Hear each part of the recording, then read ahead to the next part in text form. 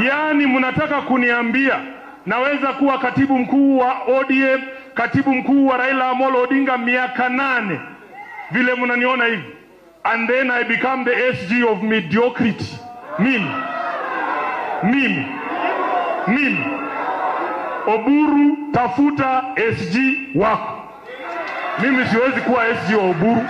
Hiyo nataka niseme hapa mbele ya Mwenyezi Mungu na mbele ya taifa zima. I will not be the SG of mediocrity after Baba Raila Amolo Odinga. You characters don't deserve me. I will say this without fear or favor.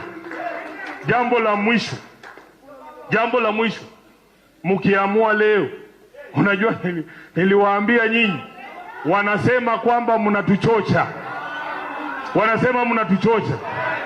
Wanasema hamna kura, wanasema hamjajiandikisha, wanasema nyinyi ni moto ya gazeti.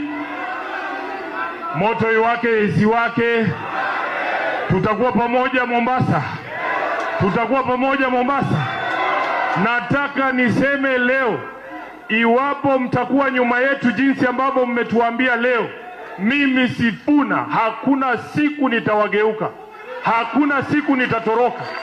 Kazi ambayo iko mbele yetu tunaijua, tuko tayari kwa ajili ya kukomboa taifa letu la Kenya. Hakuna mtu muoga hapa katika hii timu ya Linda Mwananchi. Nataka sote tuseme kwa sauti moja, wasikie 2027 tunapeleka mtu nyumbani. Muko tayari? Hakuna kitu yoyote ambaye tuko nayo in common na Mheshimiwa William Ruto.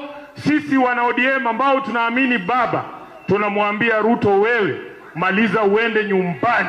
2027 tunachagua serikali ambayo inaamini maadili ya kisheria ama ya kikatiba ambayo iko pale.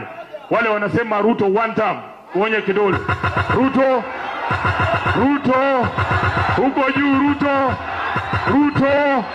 aende asiende, na Oburu wake na Wanga wake na Junet. Asante sana, Mungu awabariki.